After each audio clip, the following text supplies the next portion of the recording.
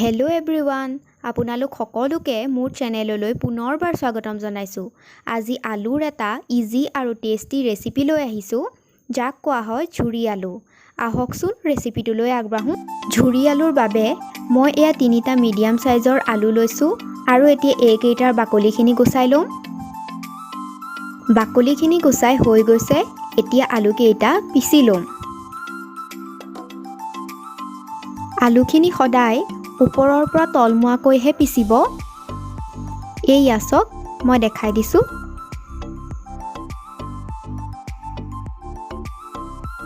আলুখিনি পিচা হৈ গৈছে, এতিয়া আমি এই পিচা আলুখিনি 3-4 বাৰলৈকে ধুই থাকিব লাগিব। এয়া মই ধুবলৈ লৈছোঁ।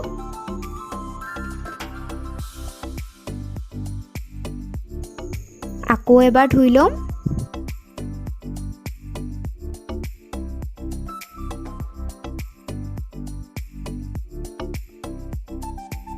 তিনিবাৰ পিচা আলুখিনি ধুই লোৱাৰ পিছত এতিয়া আমি আলুখিনি শুকুৱাব লাগিব আৰু তাৰ বাবে মই ব্যৱহাৰ কৰিছোঁ এই টিছু পেপাৰখন। আপোনালোকে কৰোঁ বুলিলে এখন কটন কাপোৰো ব্যৱহাৰ কৰিব পাৰে, নহ'লে অলপমান দেৰি ৰ'দতো শুকুৱাই ল'ব পাৰে।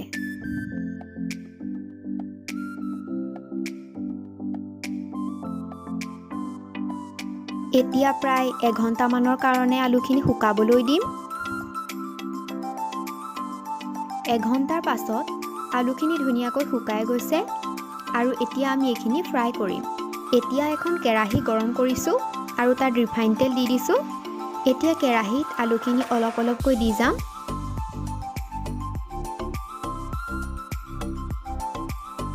এতিয়া আলুখিনি ফ্ৰাই কৰি থাকিম আৰু গেছৰ ফ্লেমটো মিডিয়াম টু হাই কৰি ৰাখিব। আলুখিনি ফ্ৰাই কৰোঁতে মোক 5 পৰা 7 মিনিটমান সময়ৰ প্ৰয়োজন হৈছিল। এতিয়া আলুখিনিত অলপমান নিমখ দি দিম। নিমখ আপোনালোকে তেলতো দি দিব পাৰে, নহ'লে আলুখিনি বনাই হোৱাৰ পিছতো দিব পাৰে, কোনো কথা নাই। এতিয়া ধুনীয়াকৈ মিলাই দিম। মোৰ আলুখিনি প্ৰায় হৈয়ে গৈছে। আলুখিনি ফ্ৰাই কৰি হৈ গৈছে। এতিয়া এখন পাপৰ ফ্ৰাই কৰি আলুখিনিৰ লগত মিহল কৰি দিম। ভজা বাদাম আৰু নৰসিংহৰ পাতো দিব পাৰে। এয়া আমাৰ ঝুৰি আলুৰ ৰেচিপিটো সম্পূৰ্ণ হৈ গৈছে।